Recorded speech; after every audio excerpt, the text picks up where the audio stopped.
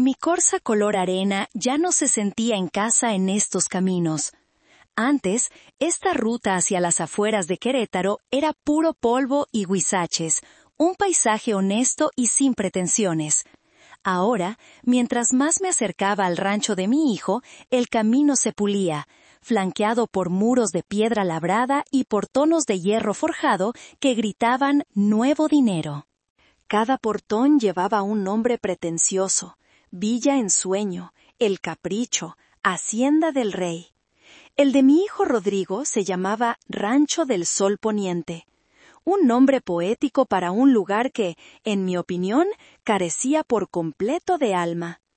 Apreté el volante con mis manos de 72 años, nudillos hinchados por décadas de amasar pan y tristezas. En el asiento del copiloto, envuelta en un paño de lino bordado, descansaba la caja con el pastel de chocolate y frambuesa, el favorito de mi nieta Alma. No era un pastel cualquiera, era nuestra tradición, nuestra complicidad. Era la promesa de una tarde de secretos susurrados y risas pegajosas. Junto a él, una pequeña caja de terciopelo azul guardaba mi verdadero regalo para Rodrigo en su 35º cumpleaños, aunque en realidad era para Alma, unos pasadores de plata con forma de mariposa, los mismos que mi difunto esposo Mateo me había regalado cuando nació Rodrigo. Para que el primer amor de nuestro hijo siempre lleve alas en el cabello, me había dicho. Al llegar, un joven uniformado me indicó dónde estacionar, lejos de los BMW y las camionetas de lujo. El aire no olía a campo, a tierra mojada. Olía a césped recién cortado por una máquina, a carne asada de un catering caro y al perfume dulzón y penetrante de mi nuera Valeria. La vi de inmediato. Era el centro de su propio universo. Con un vestido blanco, etéreo, que ondeaba a su alrededor, dirigía a los meseros, posaba para las fotos de sus amigas y sonreía a la cámara de su teléfono, que siempre parecía estar grabando. Rodrigo, mi hijo, estaba a su lado, luciendo un traje de lino que parecía incómodo. Tenía la sonrisa tensa de un hombre que sabe que está en una fiesta, pero no se está divirtiendo. «Mamá», dijo al verme, su alivio era palpable, como si mi presencia fuera un ancla en su mar de superficialidad. «¡Qué bueno que llegaste!» «¡Feliz cumpleaños, mi hijo!», le dije, entregándole la caja de terciopelo. Valeria se acercó, deslizándose más que caminando. Me dio 2 besos al aire, cuidando de no rozar mi piel.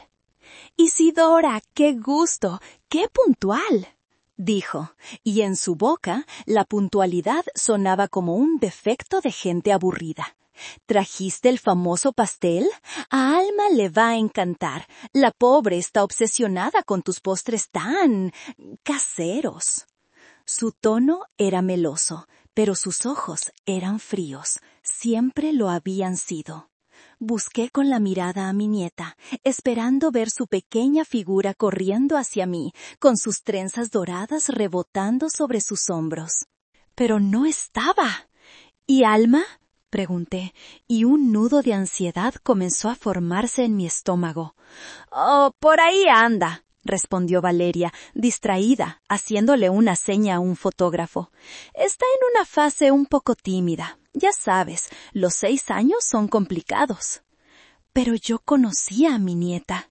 Alma no era tímida, era un torbellino de luz. Mi instinto, ese viejo perro guardián que nunca duerme, empezó a ladrar en silencio. Algo no estaba bien. Mi tía Carmen se acercó, demasiado alegre, demasiado insistente en que probara los canapés. Otros familiares me saludaban, pero desviaban la mirada rápidamente. Había una conspiración de silencio a mi alrededor, un pacto tácito para no mirar hacia el rincón más oscuro del jardín, junto al viejo sauce llorón. Y fue entonces cuando la vi. Alma estaba sentada en un pequeño banco de piedra, casi oculta por las ramas colgantes del sauce.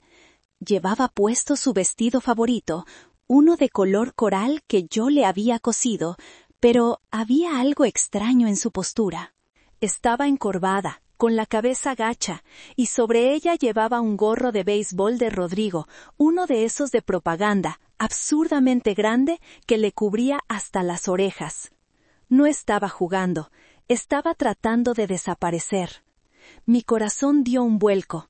Dejé el pastel sobre una mesa y caminé hacia ella, sintiendo las miradas de los demás invitados como alfileres en mi espalda. «Alma, mi amor, ¿qué haces aquí tan solita?», le dije, arrodillándome frente a ella.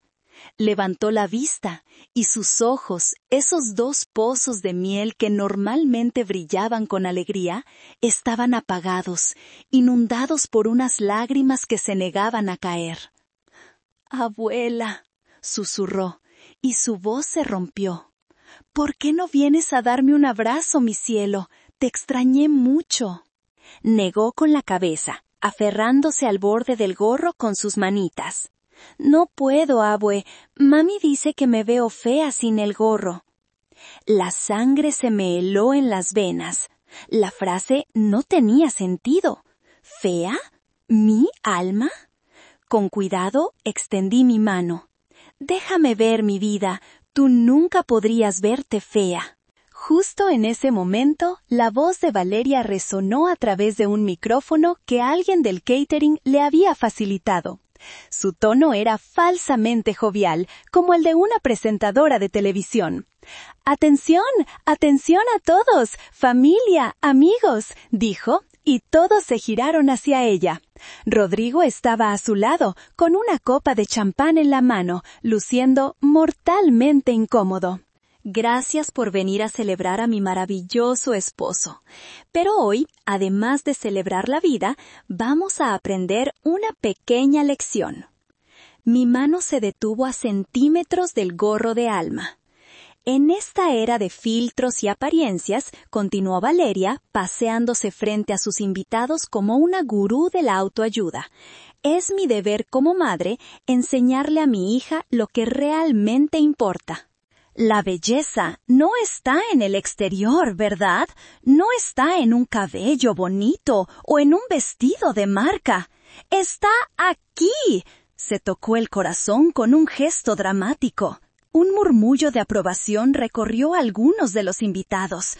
Yo sentí náuseas. Por eso, hoy, vamos a darle a Alma una lección sobre el desapego, sobre la vanidad, para que aprenda desde pequeña que su valor no reside en su apariencia. Y entonces, de una bolsa de diseñador que descansaba sobre una silla, sacó una rasuradora eléctrica. Era la máquina de afeitar de Rodrigo. La encendió y el zumbido agresivo cortó el aire de la tarde, silenciando el canto de los pájaros y el murmullo de los invitados. El terror se apoderó de mí. No era una broma, no era una metáfora, era una amenaza. «Valeria, no», grité, pero mi voz se perdió en el repentino silencio. Se acercó a Alma, quien ahora temblaba visiblemente. «Ven aquí, mi amor. Mami te va a hacer un corte de pelo muy moderno, un corte de chica fuerte que no se preocupa por tonterías». El mundo se detuvo. Todos miraban, paralizados entre el horror y la fascinación morbosa. Vi a mi hijo, Rodrigo, bajar la copa lentamente. Su rostro era una máscara de conflicto e impotencia. No dijo nada, no se movió, simplemente observó. El tiempo se estiró, volviéndose denso y pegajoso como la melaza. Cada segundo era una pequeña eternidad de horror. Valeria arrastró a Alma por el brazo, llevándola desde la sombra protectora del sauce, bajo la mirada de 30 pares de ojos. Mi nieta tropezaba, sus pequeños zapatos de charol se enredaban con la hierba. «Mami, no, por favor, no quiero», suplicó Alma. Su vocecita era un hilo de desesperación que se me clavó directamente en el alma. Las lágrimas que había estado conteniendo ahora corrían libremente por sus mejillas. «¡Me gusta mi pelo, mami! Abuela dice que es como el de la princesa Rapunzel». «Exacto», respondió Valeria con una calma aterradora. Su sonrisa era una línea delgada y cruel. Y Rapunzel era una tonta vanidosa que solo pensaba en su cabello. «Tú eres más inteligente que eso, ¿verdad, Alma?». Se arrodilló frente a ella, no con ternura, sino como un depredador ante su presa. Sostuvo la barbilla de Alma con una mano, forzándola a mirarla. Con la otra, acercó la rasuradora a su cabeza. El zumbido se hizo más fuerte, más íntimo, un sonido obsceno en la quietud de la tarde. «¡Valeria, detente!», grité, intentando abrirme paso entre los invitados que se habían convertido en estatuas de sal. «¡Estás asustando a la niña!». Ella me ignoró por completo. Sus ojos estaban fijos en Alma, y en ellos vi un brillo de placer, de poder. Era la mirada de un inquisidor a punto de purificar a un hereje. «No llores, mi vida». «Las niñas bonitas no lloran», dijo, y la ironía era tan cruel que me quemó la garganta. «Vamos a empezar». El primer mechón cayó. Una cascada de oro y seda que había tardado 6 años en crecer, cercenada en un instante.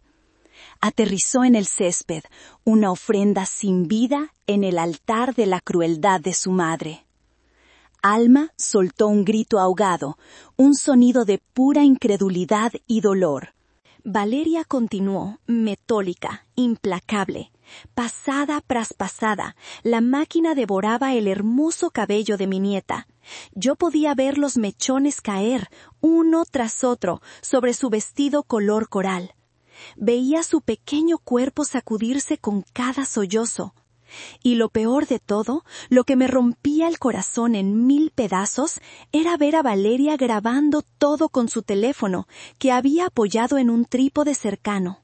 No era una lección, era una producción, era contenido. Mis piernas finalmente respondieron. Empujé a mi tía Carmen, que intentó detenerme murmurando algo sobre no empeorar las cosas. Me abrí paso a la fuerza, mi cuerpo de anciana movido por una furia que no sabía que poseía. Pero llegué demasiado tarde.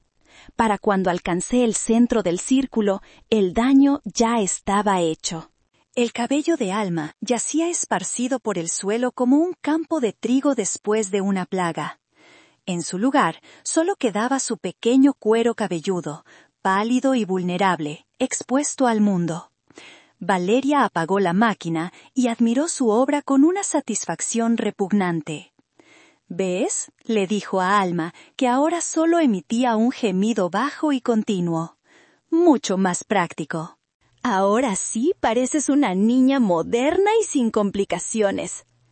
Levantó la vista y me vio allí, de pie, temblando de rabia. Una sonrisa torcida se dibujó en sus labios. «Ah, Isidora, justo a tiempo para admirar el nuevo look de tu nieta», dijo Valeria, levantándose y sacudiéndose una hebra de cabello dorado de su impecable vestido blanco. «¿No es adorable? Tiene un aire tan europeo». Mi voz no salía. Estaba atrapada en mi garganta, ahogada por una mezcla de incredulidad y una furia tan pura que era casi blanca. Miré a mi alrededor. Los invitados parecían despertar de un trance. Algunos apartaban la mirada, avergonzados. Otros murmuraban entre sí. Ninguno dijo nada. Y entonces vi a Rodrigo, mi hijo. Estaba pálido, con la mandíbula apretada, pero no me miraba a mí ni a su hija. Miraba a su esposa, y en sus ojos no había horror, solo un miedo resignado. Finalmente encontré mi voz. ¿Qué le has hecho?», susurré, las palabras rasgando mi garganta. Valeria soltó una risita. como si mi pregunta fuera la cosa más tonta del mundo. Le di una lección, suegra, lo que te dije, para que aprenda a no ser vanidosa. Ya sabes cómo son las niñas con el pelo largo. Se pasan el día cepillándolo y haciéndose trenzas. Una pérdida de tiempo. Era su pelo, logré decir. Era su corona. ¡Ay, por favor!, exclamó ella, rodando los ojos. Es solo pelo. Crecerá de nuevo. Lo importante es el mensaje. Me arrodillé junto a Alma, que se acurrucó contra mí de inmediato, escondiendo su cabeza rapada en mi regazo. Su pequeño cuerpo temblaba como una hoja en una tormenta. La envolví con mis brazos, sintiendo su dolor como si fuera mío. «Eres un monstruo», le dije a Valeria, sin levantar la voz. Mis palabras eran un siseo bajo y cargado de veneno. La sonrisa de Valeria vaciló por un instante. Miró a Rodrigo, buscando apoyo. «Rodrigo, cariño, puedes decirle a tu madre que está exagerando. Es solo un corte de pelo radical». Mi hijo se aclaró la garganta. Dio un paso adelante, evitando mi mirada. «Mamá, por favor, no hagas una escena. Valeria solo quería enseñarle algo a Alma. Quizás fue un poco extremo, pero...» «¿Un poco extremo?», repetí, mi voz subiendo de volumen por primera vez. «Rodrigo, mira a tu hija, mírala, está aterrorizada, la ha humillado delante de toda la familia». «Bueno, es que a veces es un poco dramática», empezó a decir, y esa fue la gota que colmó el vaso. Me puse de pie lentamente, con Alma todavía aferrada a mis piernas. Miré a mi hijo, al hombre que había criado, al niño que había protegido de todos los monstruos debajo de su cama, y me di cuenta de que ahora él era uno de ellos, o peor, era el que les abría la puerta. «Se acabó», dije con una calma que asustó incluso a Valeria. «Nos vamos». «¿Qué? No puedes llevártela», dijo Valeria. Su tono ahora era desafiante. «Es mi nieta. Y no voy a permitir que pase un segundo más en esta casa del horror». Tomé a Alma en brazos. Era ligera, demasiado ligera. Mientras caminaba hacia la salida, pasando entre los invitados silenciosos, escuché la voz de mi hijo detrás de mí, alta y llena de frustración. «Mamá, por favor, deja de ser tan dramática. Siempre tienes que hacer un escándalo por todo». Esa frase me persiguió mientras salía del rancho. Dramática. Mi nieta acababa de ser agredida y humillada, y yo era la dramática. En ese momento, una promesa silenciosa se formó en mi corazón. No solo iba a proteger a Alma, iba a hacerles pagar. El motor de mi viejo Corsa era un murmullo suave que contrastaba con el estruendo que había en mi alma.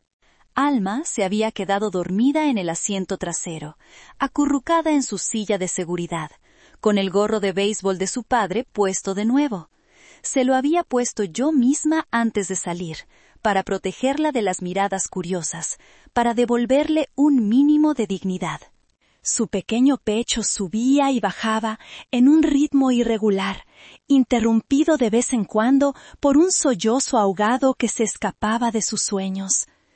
Cada uno de esos sollozos era una puñalada en mi corazón. Conduje por el camino de regreso a la ciudad. El paisaje de lujo y pretensión del fraccionamiento de mi hijo se desvanecía en el espejo retrovisor, reemplazado por la honestidad del campo y luego por las familiares calles de mi barrio. El silencio en el coche era denso, pesado. No era un silencio de paz, sino uno cargado de lo indecible, del trauma que flotaba en el aire entre nosotras. Mis manos, manchadas de harina por la mañana y ahora de la tierra del jardín de mi hijo, se aferraban al volante. Mi mente era un torbellino. Las imágenes de la tarde se repetían en un bucle cruel. la sonrisa de Valeria, el zumbido de la rasuradora, los mechones dorados cayendo, la cara de impotencia de mi hijo. Y su voz, sobre todo su voz. «Deja de ser tan dramática, mamá». ¿Dramática? ¿Era dramático sentir cómo se te partía el alma al ver a un ser inocente siendo torturado psicológicamente? ¿Era un escándalo reaccionar ante un acto de pura maldad disfrazado de pedagogía moderna? Durante años me había tragado mis palabras. Había hecho la vista gorda ante los comentarios pasivo-agresivos de Valeria, sus desprecios sutiles, su manera de minar la confianza de Alma poco a poco. Lo había hecho por Rodrigo, por mantener la paz, por no perder el precioso tiempo que tenía con mi nieta. ¡Qué tonta había sido! La paz que yo creía preservar era una farsa. Era la paz de los cementerios, donde los conflictos se entierran bajo una capa de silencio y negación. Y mi silencio había tenido un precio. El precio era el cabello de mi nieta, su alegría, su seguridad en el amor de sus propios padres. Llegamos a mi pequeña casa, el único lugar que siempre había sentido como un verdadero hogar. Con un cuidado infinito, saqué a Alma del coche y la llevé en brazos hasta su habitación, la que siempre estaba preparada para ella, con sus sábanas de unicornios y su lámpara que proyectaba estrellas en el techo. La acosté en la cama y le quité con delicadeza el gorro. A la luz suave de la lámpara vi la magnitud del desastre. Su cuero cabelludo estaba irritado, enrojecido en algunas partes donde la máquina había presionado con más fuerza. Había pequeños rasguños, como finas líneas de sangre seca. La rabia volvió a surgir, caliente y amarga, pero la reprimí. Alma necesitaba calma, no más agitación. Fui al baño, humedecí un paño suave con agua tibia y manzanilla y regresé. Con la delicadeza de quien toca una herida sagrada, empecé a limpiar su cabecita. Ella se removió en sueños, murmurando algo ininteligible. Mientras lo hacía, mi mente, por fin, dejó de girar en círculos de dolor y empezó a buscar un camino. La furia se estaba enfriando, convirtiéndose en algo más duro, más afilado, la resolución. Sentada en el borde de la cama de Alma, observando su sueño intranquilo, el rostro de mi difunto esposo Mateo apareció en mi mente con una claridad abrumadora. Lo vi sentado frente a mí en nuestra vieja cocina, hace unos 5 años, poco después de que Rodrigo y Valeria se casaran. Yo estaba feliz, ilusionada con mi nueva nuera. Mateo, siempre más perspicaz, más cauto, no lo estaba tanto. Isidora, mi amor, me había dicho, tomando mis manos entre las suyas, que ya empezaban a mostrar los estragos de su enfermedad. Esa muchacha, Valeria, brilla mucho, pero es un brillo frío, como el del hielo. Ay, Mateo, no seas tan desconfiado. Es moderna, es diferente a nosotros, eso es todo, le había respondido yo, queriendo creer en la felicidad de mi hijo. Él había negado con la cabeza lentamente. He pasado mi vida tratando con gente, vendiendo los muebles que fabricaba. Aprendes a ver más allá de la fachada. Y detrás de su sonrisa hay un vacío, un hambre de, no sé, de atención, de control. Ten cuidado, mi vida, y sobre todo, protege a Rodrigo de sí mismo. Nuestro hijo tiene un corazón de oro, pero una voluntad de trapo. Sus palabras me habían parecido pesimistas entonces. Ahora resonaban en mi cabeza como una profecía cumplida. 1 año después, ya muy enfermo, me hizo llamar a su mejor amigo y abogado de toda la vida, Elías Mason. Los 3 nos sentamos en la misma cocina. Mateo, con la voz debilitada pero la mente lúcida, fue directo al grano. Elías, quiero establecer un fideicomiso. Todo lo que hemos ahorrado, la venta del taller, el dinero de los seguros, todo irá a un fondo para el futuro de nuestros nietos. Por supuesto, Mateo, había dicho Elías, un hombre serio y de pocas palabras, pero de una lealtad inquebrantable. Pero no es tan simple, continuó mi esposo, y me miró a los ojos. Isidora, este dinero no es para Rodrigo, no directamente, es para Alma. Y para los que vengan. Rodrigo y su esposa podrán beneficiarse de él para asegurar un buen hogar y una buena educación para los niños, pero no es su dinero. Y quiero una cláusula especial. Recuerdo haberme inclinado hacia adelante, intrigada. ¿Qué tipo de cláusula, mi amor? Mateo respiró hondo. Quiero que Elías redacte algo que proteja no solo su futuro financiero, sino su felicidad. Algo que diga que el acceso a los beneficios de este fideicomiso de 2 millones de pesos está condicionado a que los padres o tutores legales de Alma fomenten activamente un ambiente de bienestar emocional y psicológico, un ambiente libre de miedo, de crueldad y de actos deliberados de humillación. Elías había levantado una ceja. Eso es inusual, Mateo, difícil de probar.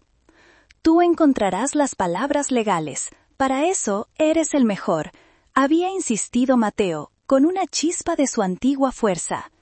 Isidora será la fideicomisaria principal. Ella sabrá. Su corazón de madre y abuela será el juez. Si alguna vez, Isidora, sientes que esa mujer está dañando el espíritu de nuestra nieta, no lo dudes. Usa esto. Es mi última herramienta para protegerlos. Es mi legado. En ese momento, la cláusula me pareció una excentricidad de un hombre preocupado. Ahora, sentada en la penumbra de la habitación de Alma, entendí la aterradora presencia de mi esposo. No era una excentricidad, era un arma que Mateo me había dejado confiando en que yo sabría cuándo y cómo usarla. Y esa tarde, en esa fiesta obscena, Valeria no solo le había rapado el pelo a mi nieta, había cargado el arma, me la había puesto en la mano y había apretado el gatillo por mí. Después de limpiar la cabecita de Alma, me retiré a mi propia habitación, cerrando la puerta con un cuidado infinito para no hacer ruido. La casa estaba en un silencio profundo, pero mi mente era un caos. Me senté en mi vieja mecedora, la que Mateo me había fabricado con sus propias manos, y dejé que la oscuridad me envolviera. Fue entonces cuando la duda, esa insidiosa visitante nocturna, se coló en mi corazón. La imagen del rostro de Rodrigo, pálido y asustado, volvió a mí. «Deja de ser tan dramática, mamá». ¿Y si tenía razón? ¿Y si mi furia de abuela me estaba cegando? Activar la cláusula del fideicomiso no era un simple regaño, era una declaración de guerra. Era apretar un botón nuclear que arrasaría con la vida que mi hijo había construido. El rancho, los coches, ese estatus social que Valeria tanto valoraba y que Rodrigo, a su pesar, también disfrutaba, todo se vendría abajo. Me levanté y caminé hasta la cómoda, donde guardaba los álbumes de fotos. Saqué el más pesado, el de la infancia de Rodrigo. Allí estaba él, a los 6 años, la misma edad que Alma ahora, con una sonrisa desdentada y el pelo revuelto, abrazando a nuestro perro. Lo recordaba como un niño sensible, dulce, que lloraba con las películas tristes y siempre me traía flores silvestres del campo. ¿En qué momento se había convertido en ese hombre que observaba impasible mientras su propia hija era humillada? Las lágrimas que no había derramado en toda la tarde empezaron a brotar. Lloré por la niña que era mi nieta, tan pequeña y ya con una herida tan grande en el alma. y lloré por el niño que había sido mi hijo, el que parecía haberse perdido para siempre, reemplazado por un extraño con miedo en los ojos. «Mateo, mi amor, ¿qué hago?», susurré a la oscuridad. «¿Cómo puedo salvar a nuestra nieta sin destruir a nuestro hijo?». Casi podía escuchar su voz tranquila y firme en mi cabeza. A veces, Isidora, para salvar a alguien de ahogarse, tienes que quitarle el salvavidas al que lo está hundiendo. Pero, ¿era Valeria el salvavidas de Rodrigo o su ancla? La respuesta era dolorosamente clara. Mi conflicto interno era una batalla feroz. Una parte de mí, la madre, quería llamar a Rodrigo, gritarle, suplicarle que abriera los ojos, que protegiera a su familia. Quería creer que aún había una chispa de aquel niño sensible dentro de él. Pero la otra parte, la abuela que acababa de ver la crueldad en su forma más pura, sabía que las palabras ya no servían de nada. Rodrigo había tenido su oportunidad de actuar, de ser un padre, y había elegido el silencio. Había elegido a Valeria. Mi elección, por lo tanto, no era entre mi hijo y mi nieta. Mi elección era entre la comodidad de una paz falsa y el doloroso deber de la verdadera protección. Me sequé las lágrimas con el dorso de la mano. La decisión estaba tomada. No era una decisión nacida de la rabia del momento, sino una forjada en el fuego del amor y afilada por el dolor de la traición. Era la decisión más difícil de mi vida. Caminé con paso firme hacia el teléfono que descansaba en la mesita del pasillo. Marqué el número de Elías Mason de memoria. Sonó 2 veces antes de que su voz grave y somnolienta respondiera. «¿Diga?» «Elías, soy Isidora». Hubo una pausa. Pude sentir cómo se despabilaba al otro lado de la línea. «Isidora, ¿está todo bien?» Respiré hondo, la duda finalmente desterrada, reemplazada por una calma gélida. «Sucedió lo que Mateo temía», dije, y mi voz no tembló. «Activa todo». El sol de la mañana se filtraba por las persianas de mi cocina, dibujando rayas de luz sobre la mesa de madera. El olor a café recién hecho llenaba el aire, un aroma de normalidad que se sentía casi obsceno después de la tormenta de la noche anterior. Alma todavía dormía, exhausta. Yo no había pegado ojo. Mi teléfono móvil, un aparato sencillo que apenas usaba, empezó a vibrar sobre la encimera a las 7 en punto. Era Rodrigo. Dejé que sonara hasta que el buzón de voz se activó. Volvió a llamar de inmediato, y otra vez. A la 4ª llamada descolgué. «¿Qué quieres, Rodrigo?», dije. Mi voz era plana, desprovista de emoción. «Mamá, por Dios, ¿dónde estás? ¿Dónde está Alma? Valeria está como loca». Su voz era una mezcla de pánico y acusación. «Estamos bien, estamos en mi casa. Alma está durmiendo». «¿En tu casa? No tienes derecho a llevártela así». «Eso es un secuestro, mamá. Voy a llamar a la policía». Una risa amarga y seca escapó de mis labios. «Adelante, Rodrigo. Llama a la policía. Me encantará explicarles por qué mi nieta de 6 años tiene la cabeza rapada y marcas de rasguños en el cuero cabezudo. Me encantará mostrarles el video que tu esposa tan orgullosamente grabó». Hubo un silencio al otro lado de la línea. Un silencio cargado de la comprensión de que su amenaza era hueca. «Mamá, escucha». Su tono cambió, volviéndose suplicante. «Valeria, ella no lo hizo con mala intención. Se le fue de las manos, eso es todo. Estaba estresada por la fiesta, por su trabajo». «¿Su trabajo?», le interrumpí. «¿Te refieres a humillar a su hija para conseguir likes en Internet? Ahórrate las excusas, Rodrigo». «No quiero oírlas». «Pero tienes que traer a Alma de vuelta. Es su casa». «No, Alma se queda conmigo». «No puedes decidir eso. Valeria es su madre». «Y tú eres su padre», repliqué, y esta vez mi voz sí tembló, pero de furia contenida. Un padre que se quedó mirando mientras le hacían daño. Así que perdiste tu derecho a opinar en el momento en que elegiste el silencio. Colgué. El teléfono volvió a sonar de inmediato. Lo apagué. Necesitaba concentrarme. Me serví una taza de café. Mis manos temblaban ligeramente. Sabía que la llamada de Rodrigo era solo el principio. La verdadera batalla estaba a punto de comenzar. Y aunque sentía un miedo profundo, también sentía algo más. Una extraña sensación de liberación. La carga de fingir, de sonreír a través del dolor, de mantener esa paz frágil, se había ido. Por primera vez en años, estaba siendo completamente honesta. Y mi honestidad era un arma afilada. Poco después, Alma se despertó. Entró en la cocina, arrastrando los pies, con uno de mis viejos suéteres puesto como pijama. Se había quitado el gorro. Su cabecita rapada, a la luz del día, parecía aún más vulnerable. «Abue», dijo en voz baja, «tuve una pesadilla». Me agaché y la abracé. «Ya pasó, mi amor. Estás a salvo aquí». «Soñé que mami venía con las tijeras». La abracé más fuerte, luchando contra mis propias lágrimas. «Fue solo un sueño, mi cielo. Nadie te va a volver a hacer daño, te lo prometo».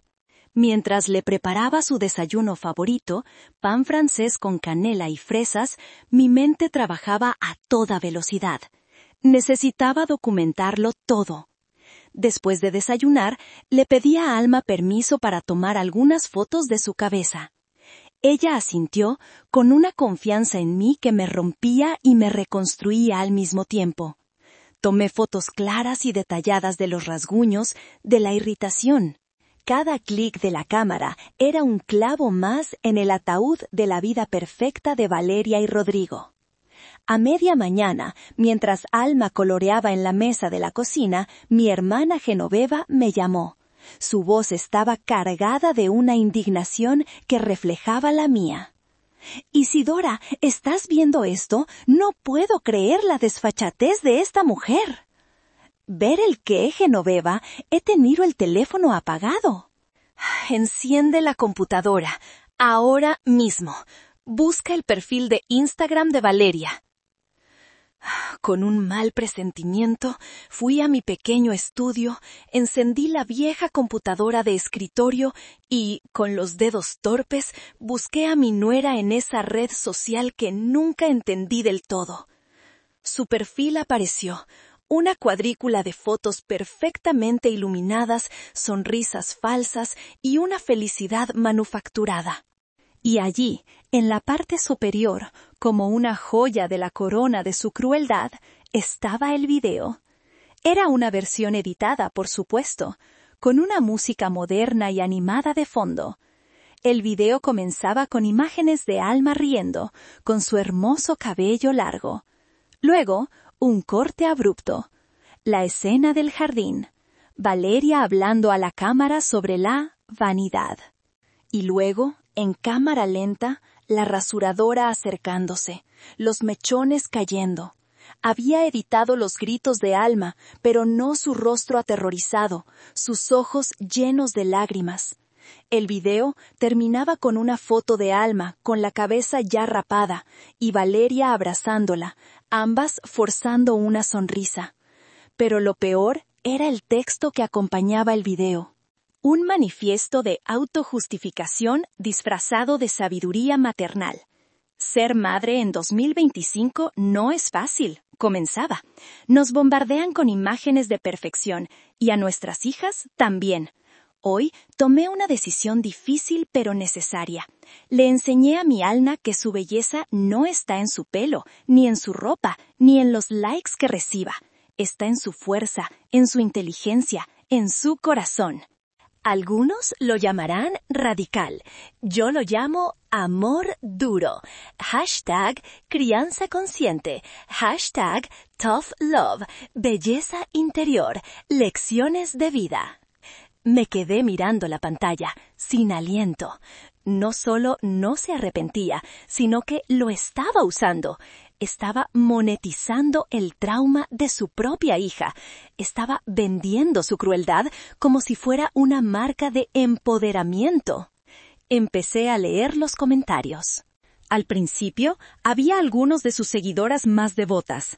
¡Qué valiente, Vale! Eres una inspiración. Ojalá más madres fueran como tú. Pero a medida que bajaba, la marea empezaba a cambiar. ¿Amor duro? Esto es abuso. Pobre niña, su cara lo dice todo. Acabo de dejar de seguirte. Esto es repugnante. Has humillado a tu hija por una publicación de Instagram. Alguien debería llamar a servicios sociales. Esto no es normal. Como psicóloga, te digo que lo que has hecho es increíblemente dañino.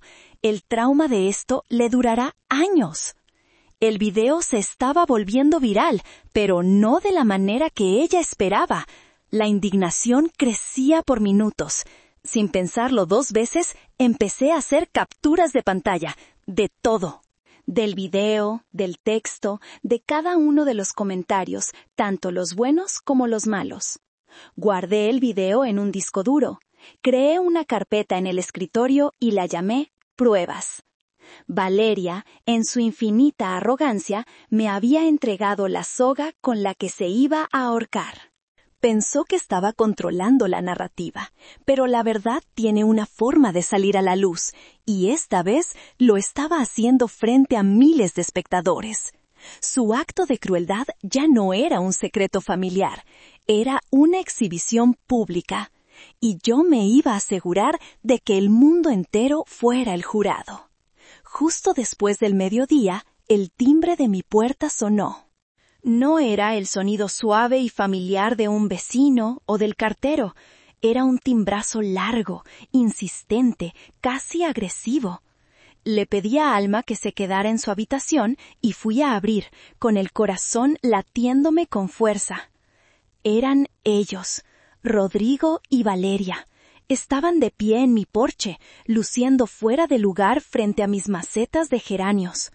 Rodrigo parecía demacrado, con ojeras oscuras bajo los ojos. Valeria, por otro lado, estaba vestida para la batalla. Llevaba unas enormes gafas de sol, un traje sastre de color marfil y una expresión de furia contenida.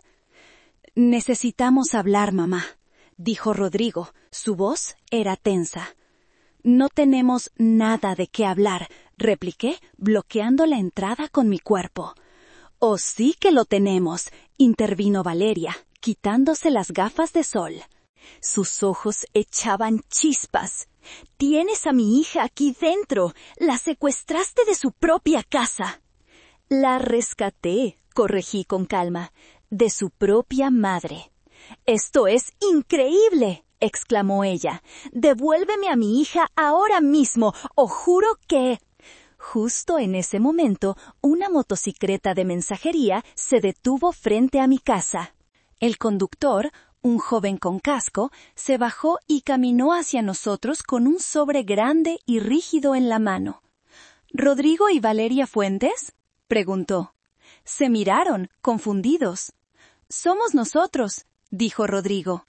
El mensajero les entregó el sobre. «Firme aquí, por favor». Rodrigo firmó, su mano temblaba ligeramente. El mensajero se fue tan rápido como llegó, dejándolos solos en mi porche con aquel misterioso sobre. En el remitente, con una caligrafía elegante y profesional, se leía: «Bufete de abogados Mason y asociados». La cara de Valeria perdió todo su color. Rodrigo miró el sobre como si fuera una serpiente. «¿Qué es esto, mamá?», preguntó, su voz apenas un susurro. «No lo sé, Rodrigo. Ábrelo». «Parece importante». Con los dedos torpes, Rodrigo rasgó el sobre. Sacó varios folios de papel grueso con membrete oficial. Empezó a leer. Vi cómo sus ojos se movían rápidamente de un lado a otro, cómo su boca se abría ligeramente con incredulidad. Valeria se impacientó y le arrebató los papeles. Empezó a leer en voz alta, su voz temblando de rabia. Por medio de la presente, se les notifica formalmente que, en calidad de beneficiarios condicionales del fideicomiso Mateo Fuentes, han incurrido en una violación directa de la cláusula 12, sección B, referente al bienestar emocional y psicológico del beneficiario primario, la menor Alma Fuentes. Se detuvo, mirando a Rodrigo con los ojos desorbitados. ¿Fideicomiso? ¿Qué fideicomiso? Rodrigo negó con la cabeza, pálido como un fantasma. No lo sé. Papá nunca dijo nada. Valeria continuó leyendo, su voz subiendo de tono con cada palabra.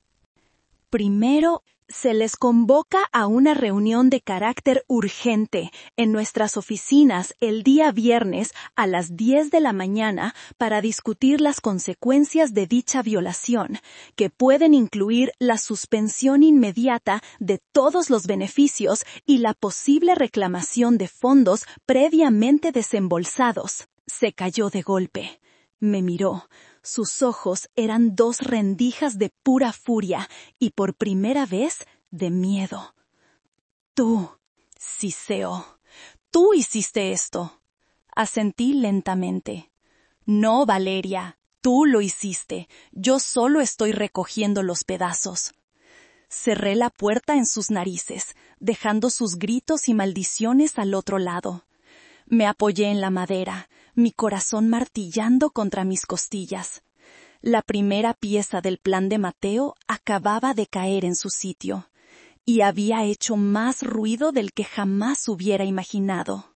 La llamada de Rodrigo llegó 1 hora después. Ya no había rabia en su voz, solo un pánico puro y desnudo. «Mamá, ¿qué es este fideicomiso? ¿De qué está hablando el abogado? ¿2 millones de pesos? ¿De dónde sacó papá ese dinero?» Me senté en mi sillón, el teléfono presionado contra mi oreja. Tu padre era un hombre ahorrador y previsor, Rodrigo. Vendió el taller antes de enfermar. Tenía buenos seguros.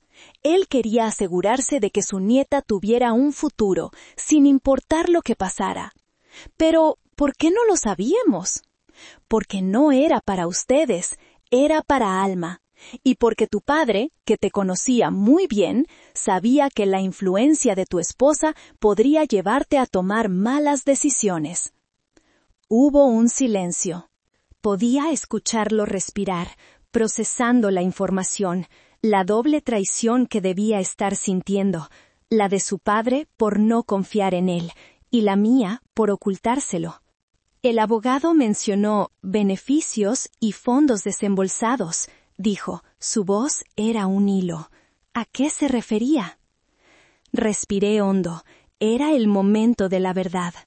Rodrigo, ¿cómo crees que pagaron el enganche del rancho? ¿El viaje a Europa del año pasado? ¿Las colegiaturas de la escuela bilingüe de Alma? Valeria dijo que eran sus ingresos de Instagram y algunos bonos de mi trabajo. Tuve que mentir, hijo. Fue la única manera de asegurarme de que el dinero se usara para darle a Alma un buen hogar, como quería tu padre. Cada 6 meses, Elías transfería una cantidad a una cuenta que yo administraba y yo se las daba a ustedes como regalos, como ayudas. Les dije que era parte de mi pensión, de mis ahorros.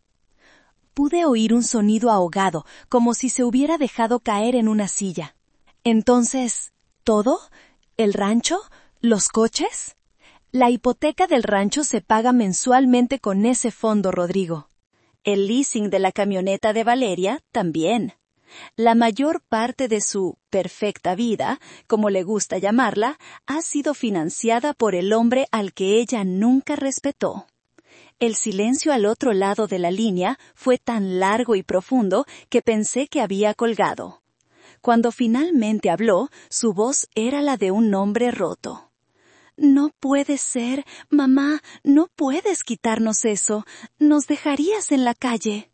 «Yo no les estoy quitando nada, Rodrigo. Son las consecuencias de sus actos. El fideicomiso es muy claro. Mateo fue muy claro. La seguridad emocional de Alma era la condición principal. Y ustedes, ayer, no solo rompieron la condición, la hicieron pedazos delante de todo el mundo y luego la publicaron en Internet. ¡Fue Valeria! ¡Yo no quería!, gritó, su voz llena de una desesperación infantil. Pero no hiciste nada para detenerla. Y eso, a los ojos de tu padre y a los míos, te hace igual de responsable. Colgó sin despedirse. Imaginé la escena en su casa, la incredulidad dando paso al pánico, el pánico dando paso a las acusaciones. Valeria, cuyo mundo se basaba en la apariencia de una riqueza que ahora descubría que no era suya. Rodrigo, enfrentado a la realidad de que su cobardía tenía un precio y que ese precio era, literalmente, todo lo que poseía. No sentí ninguna satisfacción, solo un profundo y amargo cansancio. La verdad, a veces, es una medicina terrible. Quema al bajar, pero es la única que puede empezar a curar la infección. Y la infección en mi familia había estado supurando durante demasiado tiempo. La tarde se arrastró lentamente. Me dediqué a Alma.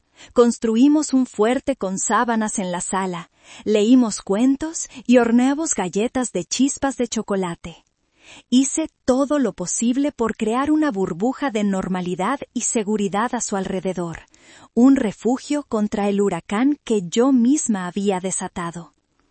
Ella reía, pero su risa no llegaba a sus ojos. La sombra de lo sucedido todavía estaba allí. Por la noche, después de que Alma se durmiera, mi hermana Genoveva llamó de nuevo. Lo vi todo en Internet, hermanita. El video, los comentarios. ¡Qué barbaridad! ¿Cómo estás? ¿Y mi sobrina nieta? Le conté todo. La confrontación, el fideicomiso, la llamada de Rodrigo. Genoveva escuchó en silencio, solo interrumpiendo con algún suspiro de indignación. Hiciste lo correcto, Isidora. Lo único que se podía hacer. Mateo estaría orgulloso de ti. Ese hombre siempre vio 3 pasos por delante de todos nosotros. Pero me siento terrible, Genoveva. Siento que he destruido a mi propio hijo. No, te estás confundiendo. Tú no lo destruiste.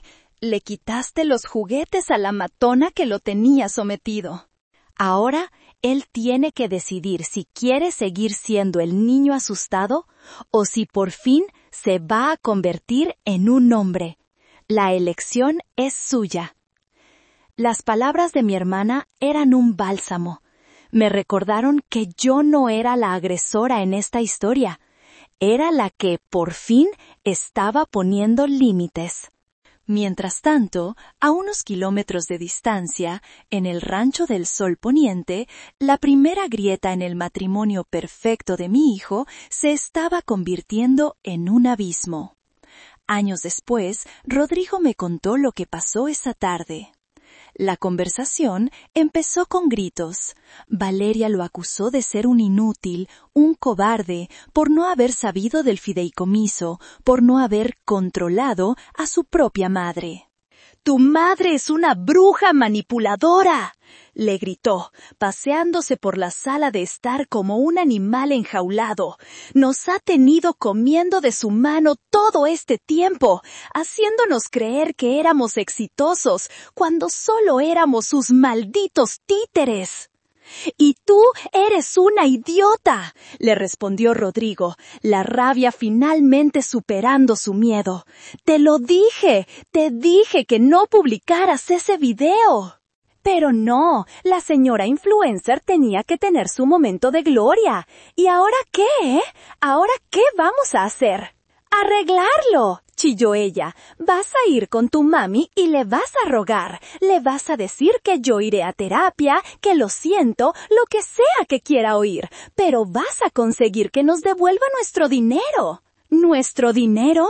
Nunca fue nuestro dinero, Valeria. Era de Alma». Un dinero que tú misma le acabas de quitar con tu estúpida crueldad. Fue la primera vez que Rodrigo le habló así. La primera vez que no cedió. Valeria se quedó callada por un momento, sorprendida por su repentina resistencia. Luego, su rostro se contrajo en una máscara de desprecio. Todo esto es tu culpa, siseó, por no darme el nivel de vida que merezco. Si fueras un hombre de verdad, no necesitaríamos el dinero de tu papi muerto. Esa fue la frase que lo rompió todo. La falta de respeto hacia su padre, el hombre que, desde la tumba, les había estado manteniendo. Rodrigo, según me contó, sintió como si algo dentro de él se hubiera quebrado para siempre. La venda que había tenido sobre los ojos durante años, la venda del amor, de la conveniencia, del miedo, se cayó, y vio a la mujer con la que se había casado por lo que realmente era, un pozo sin fondo de egoísmo y ambición. No volvieron a hablar en toda la noche. Se encerraron en habitaciones separadas. El silencio entre ellos era más ruidoso que cualquier grito. La grieta se había abierto y ya nada podría volver a cerrarla. Al día siguiente, miércoles, tenía una cita para Alma. No era una cita cualquiera. La semana anterior, preocupada por la creciente timidez de mi nieta y su obediencia casi robótica ante Valeria, había llamado a una psicóloga infantil recomendada por mi pediatra de toda la vida. La cita era solo una consulta inicial, una forma de tantear el terreno. Ahora se había convertido en una necesidad urgente. La consulta de la doctora Herrera no parecía una consulta médica. Era una habitación luminosa, llena de cojines de colores, estanterías con libros y cestas llenas de juguetes. La doctora, una mujer de unos 50 años con una sonrisa cálida y una voz increíblemente suave, se presentó a Alma primero. «Hola, Alma, soy Verónica. Me han contado que te gusta mucho dibujar, ¿es verdad?» Alma, que se había aferrado a mi mano desde que entramos, asintió tímidamente. «Tengo todos estos colores», dijo la doctora, señalando una mesa baja con hojas de papel y un enorme estuche de lápices de colores. «¿Por qué no dibujas algo mientras hablo un poquito con tu abuela?» Me senté en un pequeño sofá mientras Alma, con vacilación, se acercaba a la mesa. La doctora Herrera se sentó a mi lado. «Cuénteme, Isidora, ¿qué le preocupa?» Le conté todo. Empecé por mis preocupaciones iniciales, la ansiedad de la niña, su miedo a molestar a su madre. Y luego, con la voz quebrada, le conté lo que había sucedido en la fiesta. Mientras hablaba, la sonrisa cálida de la doctora se desvaneció, reemplazada por una expresión de seria concentración. No me interrumpió ni una sola vez. Simplemente escuchó, asintiendo de vez en cuando. Cuando terminé, se quedó en silencio por un momento. «Isidora, hizo usted muy bien en traerla, y sobre todo, hizo muy bien en sacarla de ese entorno de inmediato». Luego se levantó y se acercó a la mesa donde Alma estaba dibujando. Mi nieta había dibujado una figura pequeña, sin pelo, acurrucada en una esquina de la hoja. En la otra esquina, una figura grande y sonriente sostenía unas tijeras. «¡Qué dibujo tan interesante, Alma!», dijo la doctora con suavidad. «¿Quiénes son?» «Soy yo», susurró Alma, señalando la figura pequeña. «Y esta es mi mami». «Ya veo. ¿Y por qué tu mami tiene unas tijeras?» «Me está castigando, porque mi pelo era demasiado vanidoso». La doctora Herrera me miró por encima de la cabeza de Alma. Su mirada era una mezcla de tristeza y confirmación profesional. «Alma, ¿te gustaría jugar con las muñecas?», preguntó, guiándola hacia una casa de muñecas en un rincón. Durante la siguiente media hora, observé en silencio cómo la doctora interactuaba con mi nieta. No hacía preguntas directas sobre lo sucedido. En cambio, usaba el juego como una herramienta. Le dio a Alma una familia de muñecos, un papá, una mamá y una niña con una larga melena rubia. Lo que vi a continuación me heló la sangre. Alma tomó la muñeca de la mamá y empezó a golpear a la muñeca de la niña. Luego, tomó la muñeca de la niña, la llevó a la cocina de la casita, cogió unas tijeras de juguete y, con una concentración feroz, empezó a cortarle el pelo, mechón por mechón, hasta que no quedó nada. Después, tiró la muñeca calva a un rincón y la cubrió con un trozo de tela. —¿Qué ha pasado? —preguntó la doctora. —La mami la castigó —dijo Alma, con una voz desprovista de emoción. Ahora es fea, y las niñas feas tienen que esconderse. Al final de la sesión, mientras Alma recogía los lápices, la doctora me entregó una tarjeta. Necesitaré ver a Alma 2 veces por semana como mínimo. Lo que ha descrito y lo que acabo de presenciar no es amor duro, Isidora, es abuso psicológico. Voy a preparar un informe preliminar para usted. Si lo necesita para cualquier trámite legal, no dude en pedírmelo. Salí de la consulta con el corazón encogido, pero con una nueva certeza. No estaba loca. No era dramática. El daño era real, visible, y ahora tenía un nombre profesional. Y tenía un informe que lo respaldaba. Otra pieza más para el arsenal de Elías. Esa misma tarde recibí un correo electrónico de mi hermana Genoveva. Vivía en Monterrey, a cientos de kilómetros de distancia, pero desde que le conté lo sucedido, se había convertido en mi generala a distancia, mi principal fuente de apoyo moral. El correo era corto pero contundente. Adjunto venía un documento de Word. «Hermanita», empezaba, «después de colgar contigo, me quedé pensando». Recordé un par de cosas que en su momento me parecieron extrañas, pero que ahora, con lo que ha pasado, cobran un sentido terrible. Las he escrito para que las tengas por si te sirven de algo. No estás sola en esto. Te quiero, Genoveva. Abrí el documento. Era una declaración jurada informal, un testimonio escrito. En él, Genoveva relataba 2 incidentes que había presenciado. El primero fue durante la Navidad anterior. Toda la familia se había reunido en el rancho.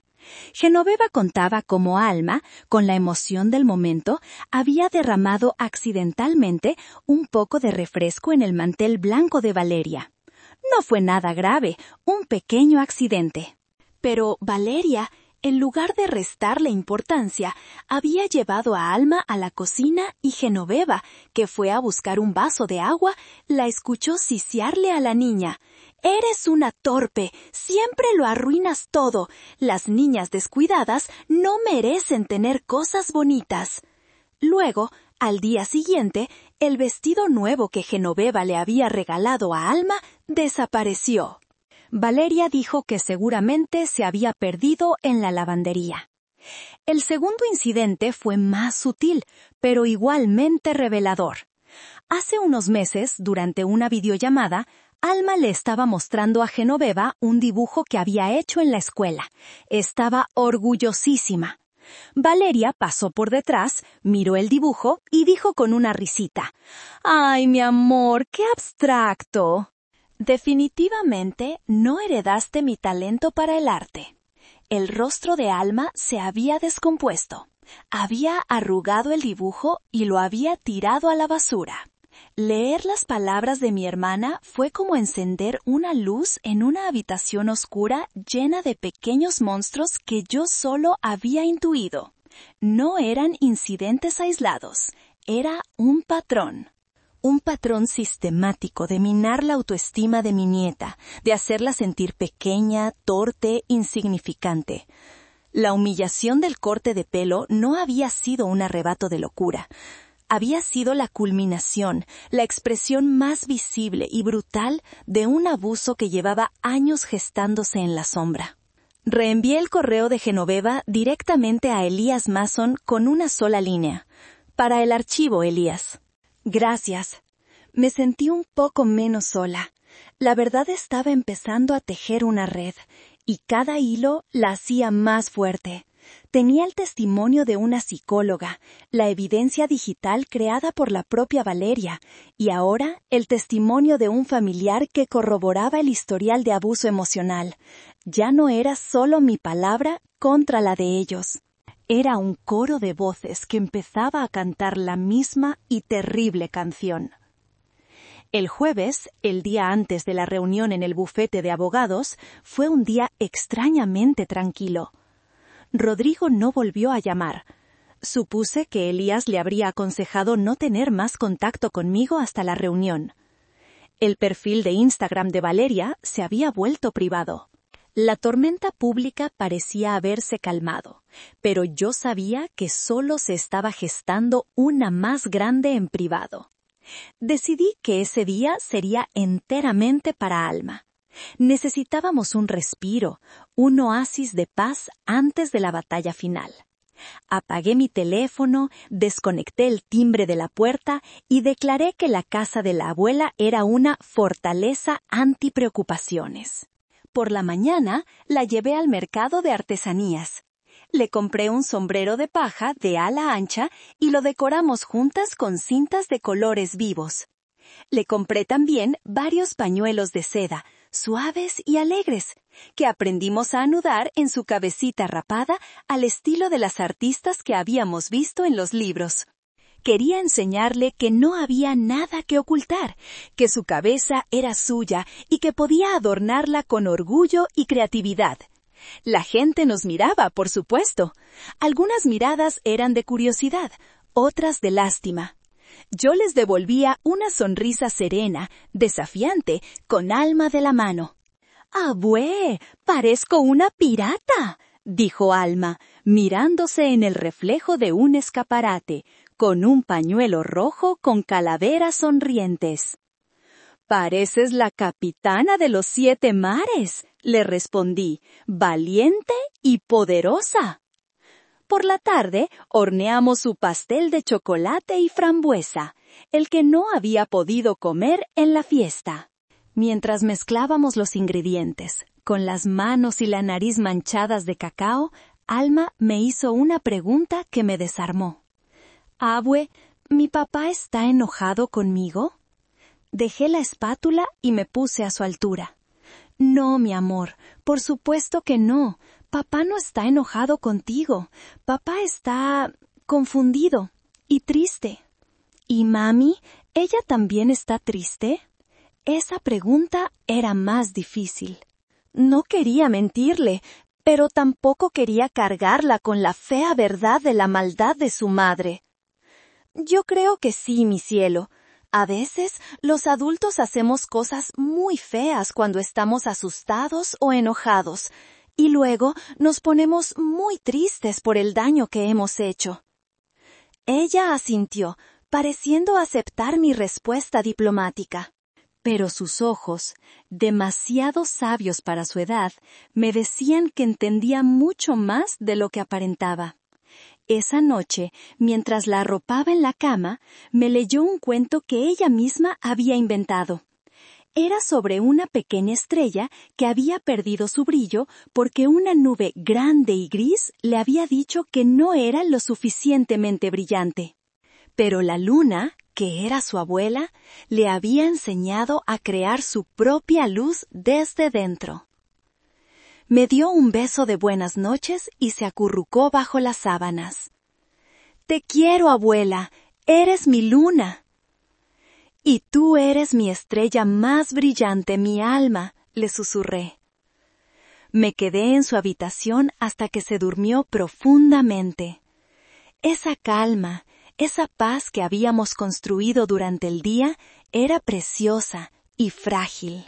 Sabía que al día siguiente la nube gris volvería, pero esta vez yo estaría allí para asegurarme de que no volviera a apagar la luz de mi pequeña estrella. La sala de juntas del bufete Mason y Asociados era un espacio diseñado para intimidar. Una larga mesa de caoba pulida, sillas de cuero negro que olían a dinero y poder, y una pared de cristal que ofrecía una vista panorámica de la ciudad de Querétaro. Cuando llegué, Elías ya me estaba esperando. Estaba de pie junto a la ventana, un hombre alto y de espaldas anchas, con un traje impecable y una expresión que no revelaba nada. «Isidora», dijo, dándome un apretón de manos firme. «¿Estás lista?» «He estado lista durante 2 años, Elías. Simplemente no lo sabía». Nos sentamos uno frente al otro en la enorme mesa. Elías abrió un portafolio y extendió una serie de documentos frente a él, ordenados con una precisión quirúrgica. Había una calma en él que me tranquilizaba. No era un abogado, era un cirujano a punto de extirpar un tumor. Rodrigo y Valeria llegaron puntualmente a las 10. Entraron en la sala con su propio abogado, un hombre más joven, con un traje demasiado brillante y una sonrisa que no llegaba a sus ojos. Rodrigo parecía haber envejecido 10 años en 2 días. Valeria, en cambio, había recuperado su máscara de arrogancia. Llevaba un vestido rojo sangre, un claro acto de desafío. Había venido a pelear. «Buenos días», dijo Elías, sin levantarse. «Tomen asiento, por favor». Se sentaron frente a nosotros. Valeria me lanzó una mirada cargada de odio. Yo se la devolví con una serenidad que sabía que la desquiciaba.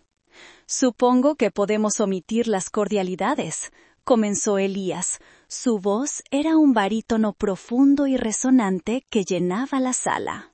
«Mis clientes, el señor y la señora Fuentes, entienden la gravedad de la situación y están aquí para encontrar una solución amistosa», dijo su abogado con un tono conciliador.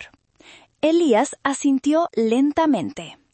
«Me alegra oír eso, porque la situación es, en efecto, extremadamente grave». «Escuche, licenciado», intervino Valeria, incapaz de contenerse. «Todo esto es un malentendido ridículo. Mi suegra es una mujer mayor, muy dramática. Se ha tomado a pecho un simple corte de pelo. Estamos dispuestos a disculparnos, a ir a terapia familiar, lo que sea. Pero esta farsa tiene que terminar. Quiero que mi hija vuelva a casa hoy mismo». Elías la dejó terminar. No la interrumpió. Cuando acabó, él simplemente deslizó una fotografía por la mesa de caoba. Era una de las fotos que yo había tomado, un primer plano del cuero cabelludo de Alma, con los rasguños y la irritación claramente visibles. El abogado de ellos la recogió. Su sonrisa flaqueó. Un simple corte de pelo que requirió atención médica para evitar una infección, dijo Elías con frialdad. Continuemos. Luego deslizó otro documento. Era el informe preliminar de la doctora Herrera. El informe de una psicóloga infantil certificada que diagnostica a la menor con estrés postraumático agudo como resultado directo de un acto de humillación pública perpetrado por su madre. Valeria palideció ligeramente. «Esa mujer está comprada por mi suegra, no es imparcial». «Y esto», dijo Elías, deslizando una pila de papeles impresos a color, «es una pequeña selección de los más de 5,000 comentarios que ha recibido su publicación en Instagram. Comentarios de padres, maestros y profesionales de la salud mental de todo el país, calificando su lección de amor duro como lo que es, un acto de abuso narcisista». Colocó la última pieza sobre la mesa. Una copia del fideicomiso, con la cláusula 12, sección B, resaltada en amarillo fosforescente. Y este, por supuesto, es el documento que nos trae aquí a todos. El fideicomiso que el difunto Mateo Fuentes, en su infinita sabiduría, estableció para proteger a su nieta. Un documento que ustedes, con sus acciones, han violado de la manera más flagrante posible. El silencio en la sala era absoluto. La máscara de Valeria empezaba a resquebrajarse. Rodrigo parecía a punto de vomitar. Su abogado tragó saliva, visiblemente nervioso. La batalla ni siquiera había comenzado, y yo sabía que ya la habíamos ganado. El abogado de Rodrigo y Valeria, un joven llamado Rivas, se recompuso como pudo. Se aclaró la garganta y adoptó un tono que pretendía ser razonable. Licenciado Mason, mis clientes lamentan profundamente el incidente. La señora Fuentes reconoce que su método fue poco ortodoxo y está dispuesta a tomar clases de manejo de la ira y a seguir cualquier recomendación terapéutica. Creemos que una suspensión temporal de los beneficios del fideicomiso sería un castigo justo y suficiente. Elías Mason levantó una mano, un gesto simple pero imperativo que silenció a Rivas a media frase. Creo que no ha entendido la naturaleza de esta reunión, licenciado Rivas, dijo Elías. Su voz era suave pero cortante como el cristal. No estamos aquí para negociar un castigo. Estamos aquí para ejecutar las consecuencias contractuales de una violación. El fideicomiso no es un acuerdo familiar informal, es un instrumento legal blindado. Se inclinó hacia adelante, sus ojos fijos en Rodrigo y Valeria. Permítanme ilustrarles la situación en la que se encuentran. Durante los últimos 4 años, desde la creación de este fondo, ustedes han recibido, bajo el disfraz de regalos de la señora Isidora, un total de 1.742.000 pesos. Elías hizo una pausa, dejando que la cifra flotara en el aire. El abogado Rivas abrió los ojos como platos. Rodrigo se hundió en su silla. Ese dinero, continuó Elías, se ha utilizado para pagar la hipoteca del Rancho del Sol Poniente, el leasing de una camioneta BMW X5 a nombre de la señora Fuentes, viajes internacionales, ropa de diseñador y las colegiaturas de una de las escuelas más caras del estado. En resumen, han financiado un estilo de vida de lujo con el dinero destinado a garantizar el bienestar de su hija. «Eso no es verdad», saltó Valeria. «Yo gano mi propio dinero. Soy una creadora de contenido exitosa». Elías la miró sin pestañear. «Hemos realizado una auditoría preliminar de sus finanzas, señora Fuentes. Sus ingresos declarados en los últimos 4 años apenas cubren sus gastos personales en bolsos y zapatos. Su éxito es una ilusión cuidadosamente construida sobre la generosidad póstuma de su suegro». El rostro de Valeria pasó del rojo de la ira al blanco de la conmoción. «Pero la cláusula 12, sección B, es la verdadera obra de arte del señor Fuentes», prosiguió Elías, casi con admiración. «No solo estipula que una violación de esta naturaleza resulta en la suspensión inmediata y permanente de todos los beneficios futuros». Se detuvo de nuevo, saboreando el momento, sino que también activa la cláusula de recuperación. «¿Cláusula de recuperación?», tartamudeó Rodrigo. «En efecto», dijo Elías, abriendo el documento y señalando un párrafo. «En caso de una violación grave y demostrada de la cláusula de bienestar emocional, el fideicomisario tendrá la potestad de reclamar la devolución total o parcial de los fondos desembolsados durante el periodo en que se considere que el abuso ha tenido lugar». Nuestra investigación, apoyada por el testimonio de la psicóloga y de otros familiares, sugiere un patrón de abuso emocional que se remonta a, como mínimo, 24 meses. El silencio que siguió fue tan profundo que pude escuchar el latido de mi propio corazón. Elías cerró el portafolio con un chasquido seco que resonó en toda la sala. Por lo tanto, mi cliente, la señora Isidora, en su calidad de fideicomisaria, no solo les notifica la terminación de todos los beneficios, sino que también les exige la devolución de 900,000 pesos al fondo del fideicomiso. Tienen un plazo de 90 días para realizar el pago. De no hacerlo, iniciaremos un proceso legal para la liquidación de sus activos, empezando por el rancho y los vehículos, para cubrir dicha deuda. La bomba había estallado, y la onda expansiva acababa de golpearles de lleno. La vida perfecta, la fachada brillante, el mundo de ensueño. Todo se había evaporado en el lapso de 5 minutos en una fría sala de juntas. La primera en reaccionar fue Valeria. Su incredulidad se transformó en una furia volcánica. Se puso de pie de un salto. La silla de cuero chirrió contra el suelo. «¡Esto es un robo! ¡Es una extorsión! ¡No pueden hacer esto!», gritó, señalándome con un dedo tembloroso. «Usted, vieja bruja, siempre me ha odiado, siempre ha estado celosa de mí, de lo que tengo con su hijo». Me mantuve en silencio, mirándola con una calma que sabía que la enfurecía aún más. No tenía que decir nada. Los documentos sobre la mesa hablaban por mí. «Señora Fuentes, le sugiero que se calme y deje hablar a su abogado», dijo Elías con una voz gélida.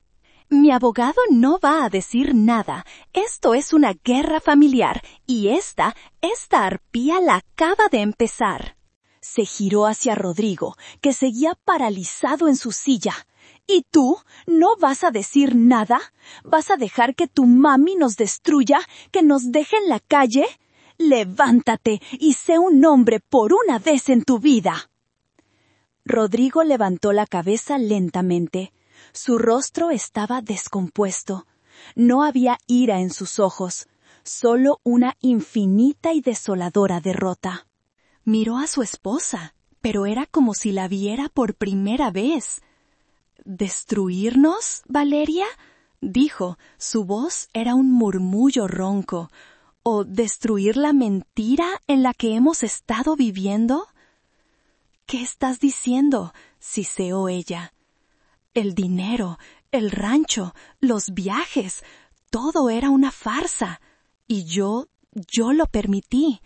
Te dejé creer que éramos algo que no somos. ¿Y tú?». Su voz se quebró. «Tú, por esa mentira, le hiciste eso a nuestra hija».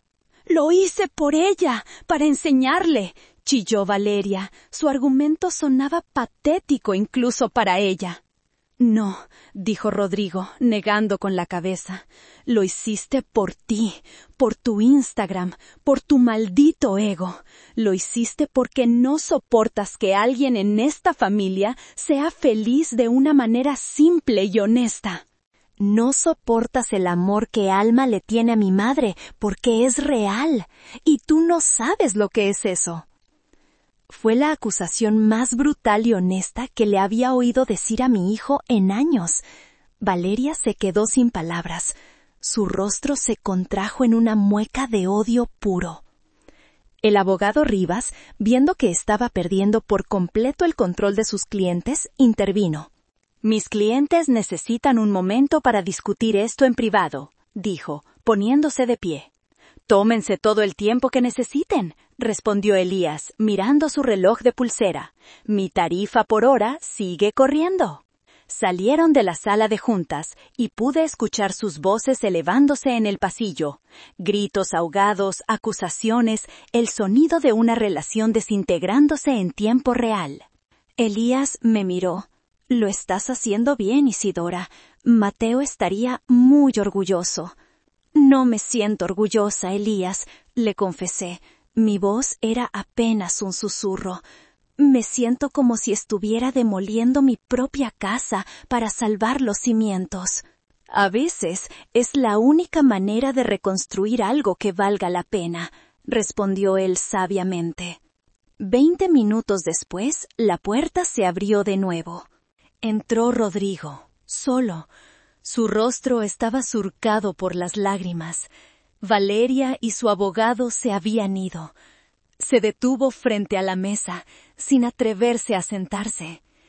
Ella dice que todo es mi culpa, que soy un fracasado, que me va a dejar. Asentí en silencio. Se ha llevado la camioneta, ha vaciado nuestra cuenta bancaria conjunta, la que tenía sus ingresos, lo poco que había. No dije nada. Solo esperé. Finalmente me miró a los ojos, y vi en ellos al niño asustado que yo había criado. El niño que siempre había necesitado que alguien más le dijera qué hacer. «Mamá», dijo, su voz rota, «por favor, tienes que ayudarme, tienes que detener esto». La prueba final, la última tentación de ceder, de rescatarlo como siempre había hecho. Pero esta vez era diferente. Esta vez, rescatarlo a él significaba sacrificar a Alma, y eso era un precio que ya no estaba dispuesta a pagar. La petición de Rodrigo resonó en el silencio de la sala, cargada de una vida entera de dependencia, de la costumbre de saber que, sin importar lo que pasara, su madre estaría allí para solucionar sus problemas.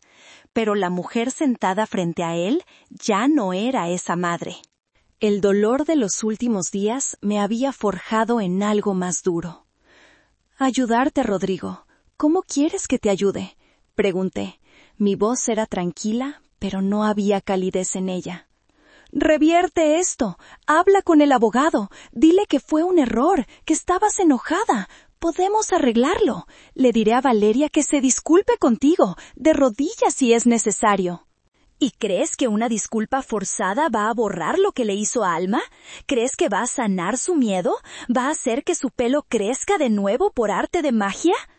«No, pero es solo pelo, mamá. Como dijo Valeria, volverá a crecer. Pero nosotros lo perderemos todo».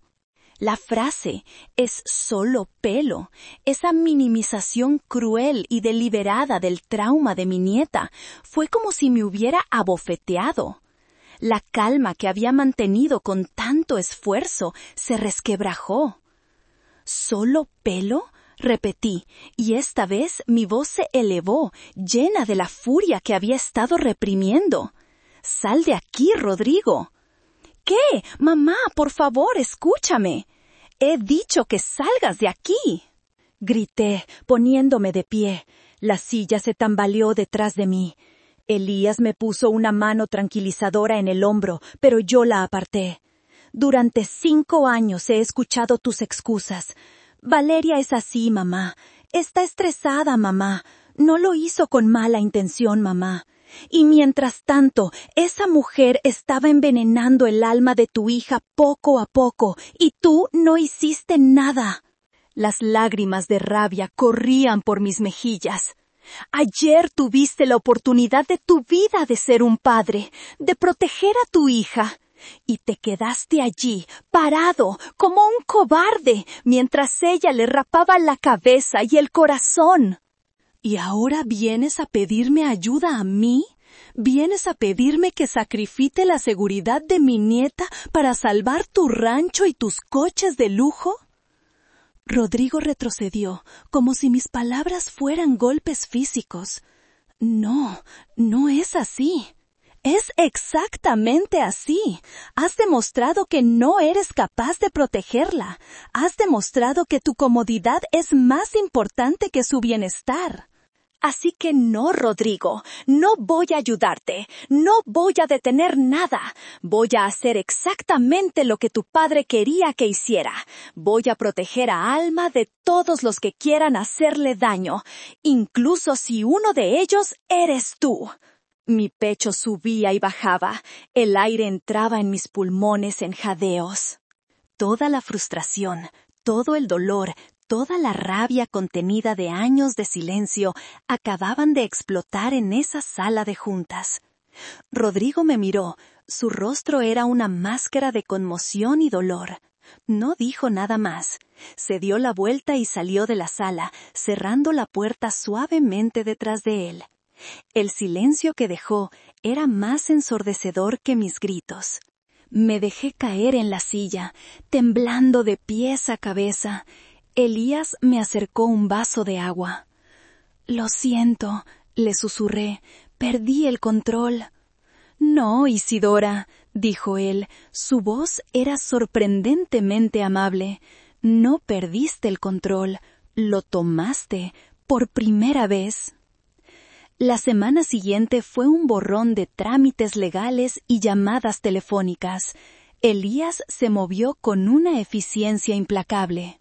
Inició el proceso para obtener la custodia temporal de Alma, presentando el informe de la psicóloga, las fotos, el video de Instagram y la declaración de mi hermana Genoveva como pruebas. El abogado de Rodrigo y Valeria, Rivas, intentó oponerse, argumentando que era una disputa familiar que se había salido de control, pero las pruebas eran tan abrumadoras que sus esfuerzos fueron inútiles. Rodrigo intentó llamarme varias veces. No respondí. Me enviaba mensajes de texto largos y desesperados. A veces eran acusatorios. «Estás destruyendo mi vida por un capricho». Otras veces suplicantes. «Mamá, por favor, no podemos sobrevivir sin tu ayuda. Valeria no para de llorar». Borraba los mensajes sin leerlos por completo. Necesitaba mantener la distancia, mantener mi resolución. La verdadera súplica llegó el viernes por la noche, exactamente una semana después de la fiesta. Estaba en la cocina, preparando la cena, cuando sonó el timbre. Al mirar por la mirilla, mi corazón se detuvo. Era Rodrigo, solo.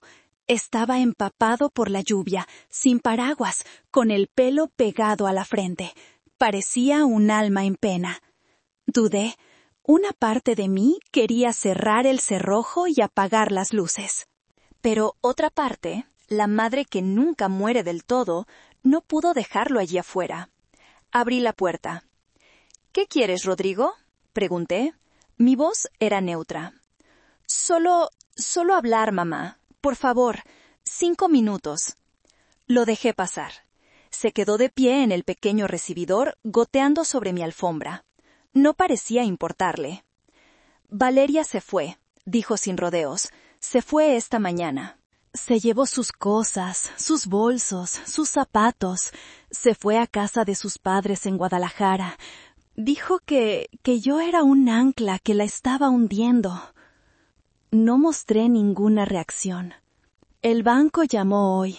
Nos han denegado la renegociación de la hipoteca. El rancho lo vamos a perder. Asentí en silencio. He tenido que vender mi coche. Apenas me ha dado para pagar las tarjetas de crédito y para contratar a mi propio abogado. Ya no puedo pagarle a Rivas. Entiendo. Su aparente calma se rompió. Me miró y sus ojos estaban llenos de una desesperación que nunca antes le había visto. «No, mamá, no lo entiendes. Lo he perdido todo. Mi casa, mi coche, mi esposa y a mi hija. Todo en una semana». Se acercó a mí. Sus manos se extendieron como si fuera a agarrarme, pero se detuvieron en el aire. «Mamá, te lo ruego, retira la demanda de custodia. Permíteme ver a Alma. Permíteme intentar arreglar esto. Lo que pidas, lo haré.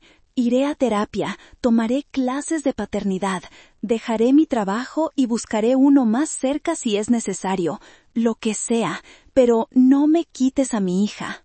Ella es lo único que me queda». Su voz se convirtió en un sollozo, y por primera vez no era un sollozo de autocompasión. Era el sollozo de un hombre que finalmente había tocado fondo y se había dado cuenta de la magnitud de su propio fracaso. Ver a mi hijo así, roto y suplicante, fue una de las cosas más difíciles que he tenido que soportar. Mi corazón de madre gritaba que lo abrazara, que le dijera que todo estaría bien, que yo lo arreglaría. Pero la abuela, La protectora, la que llevaba la promesa de Mateo grabada en el alma, se mantuvo firme. «No soy yo quien te está quitando a tu hija, Rodrigo», le dije, y mi voz, para mi propia sorpresa, sonaba tranquila y firme. «Fuiste tú quien la entregó». «La entregaste en el momento en que permitiste que su espíritu fuera aplastado para mantener tu cómoda vida». Lo sé, mamá. Fui un cobarde. Tienes razón. Pero puedo cambiar. Te juro que puedo cambiar». El cambio no se jura, Rodrigo. Se demuestra. Y se necesita tiempo. Un tiempo que Alma no puede permitirse esperar mientras experimentas. Ella necesita seguridad. Necesita estabilidad. Necesita sanar. Y en este momento, tú no puedes darle nada de eso. Él me miró, la esperanza desvaneciéndose de sus ojos. Entonces, ¿qué va a pasar? ¿No la volveré a ver? Por supuesto que la verás. Nadie quiere quitarte a tu hija para siempre. Elías solicitará al juez un régimen de visitas supervisadas, una vez a la semana, en un lugar neutral, con un trabajador social presente. La palabra supervisadas lo golpeó como una bofetada. ¿Supervisadas? ¿Como si fuera un criminal? ¿Un peligro para mi propia hija? ¿No lo eres?, le pregunté suavemente. Quizás no un peligro físico, pero tu debilidad, tu incapacidad para enfrentarte a Valeria ha sido un peligro para su salud mental, y eso, a veces, deja cicatrices más profundas. Tienes que ganarte su confianza de nuevo, Rodrigo, y la mía. Se pasó las manos por el pelo, desesperado. ¿Y Valeria? ¿Qué pasa con ella? Esa es tu decisión, no la mía. Pero mientras Alma esté bajo mi custodia, Valeria no se acercará a ella, ni un metro. Esa es mi única condición no negociable. Él asintió, derrotado. Sabía que no había nada más que decir. La conversación había terminado. Caminó hacia la puerta, su espalda encorvada. Antes de salir, se giró. ¿Puedo verla? Solo un segundo. Está durmiendo, lo sé, pero... Dudé por un instante. Luego asentí. Lo guié en silencio hasta la habitación de Alma. La puerta estaba entreabierta. La luz de las estrellas de la lámpara giraba lentamente en el techo. Alma dormía plácidamente, abrazada a un oso de peluche. Rodrigo se quedó en el umbral mirando a su hija. Su rostro se contrajo de dolor. Una lágrima solitaria rodó por su mejilla.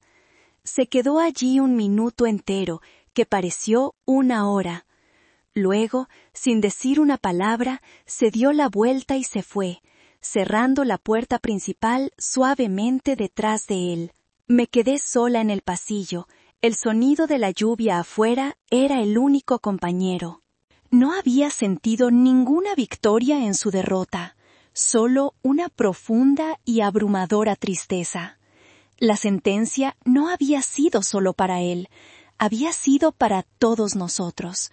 Nuestra familia, tal como la conocíamos, había sido juzgada y sentenciada a muerte esa noche, y yo había sido el verdugo.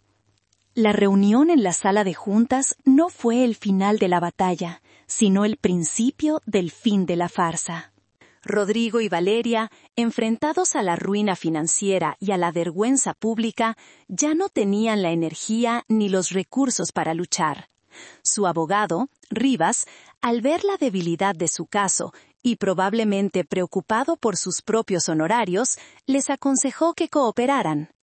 Los días siguientes se convirtieron en un torbellino de actividad legal. Elías, con la precisión de un general de ejército, coordinó todo. Se presentó la petición de custodia temporal, que fue concedida casi de inmediato por un juez de familia basándose en la abrumadora evidencia. Se estableció el régimen de visitas supervisadas para Rodrigo. Se emitió una orden de alejamiento temporal para Valeria. El proceso de liquidación de activos también comenzó. El Rancho del Sol Poniente se puso a la venta. Ver las fotos en los portales inmobiliarios con la descripción de lujosa residencia de campo ideal para una vida de ensueño me provocó una náusea amarga. Era la venta pública de una mentira. La camioneta de Valeria fue embargada para empezar a saldar la deuda con el fideicomiso. El coche de Rodrigo, como él me había dicho, ya lo había vendido. Su mundo material se desmoronaba pieza por pieza, como un castillo de naipes en un vendaval. La farsa social también llegó a su fin. La historia, aunque sin nombres, se filtró en algunos blogs de chismes locales. Influencer de Querétaro bajo fuego por abuso infantil. Las marcas que habían colaborado con Valeria empezaron a distanciarse públicamente. Su carrera, construida sobre una imagen de perfección, se disolvió en un escándalo de imperfección tóxica. Para mí, el fin de la farsa significaba el comienzo de una nueva y agotadora realidad. De repente, a mis 72 años, volvía a ser madre a tiempo completo. Tenía que coordinar las citas con la psicóloga, las visitas supervisadas, las llamadas con Elías y, sobre todo, tenía que dedicar cada gramo de mi energía a crear un entorno de amor y seguridad para Alma. La casa, que antes era mi tranquilo refugio de jubilada, ahora volvía a llenarse de risas infantiles, pero también de pesadillas nocturnas, de dibujos de monstruos con tijeras y de preguntas difíciles que no siempre sabía cómo responder. La farsa había terminado, sí, pero la reconstrucción, la verdadera y ardua tarea de sanar las heridas que esa farsa había dejado, apenas estaba comenzando. El tiempo, ese sanador lento y a veces torpe, pasó. 6 meses después de aquel fatídico cumpleaños, nuestra vida había encontrado un nuevo ritmo, una nueva normalidad. Mi pequeña casa ya no se sentía como un hospital de campaña, sino como un hogar. Alma había florecido. La terapia con la doctora Herrera había obrado milagros. Poco a poco, la niña risueña y extrovertida que yo conocía empezó a regresar. Seguía teniendo días malos, momentos de ansiedad o de tristeza repentina, pero eran cada vez menos frecuentes. Su cabello también había crecido. Ahora lucía un corte de duendecillo, un estilo adorable y lleno de personalidad que dejaba al descubierto sus traviesas orejas. Habíamos convertido el cuidado de su pelo en un ritual positivo. Cada noche le daba un suave masaje en el cuero cabelludo con aceite de coco, mientras le contaba historias inventadas sobre reinas y exploradoras que llevaban el pelo corto porque eran demasiado valientes y ocupadas para preocuparse por largas trenzas. Le compré docenas de diademas, lazos y pasadores de colores. Su cabeza ya no era un símbolo de humillación, sino un lienzo para su creatividad. La custodia temporal se había extendido sin ninguna oposición.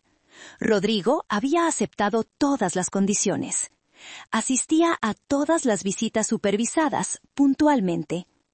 Al principio eran incómodas. Se llevaban a cabo en una sala de juegos de un centro comunitario, con una trabajadora social observando desde una esquina.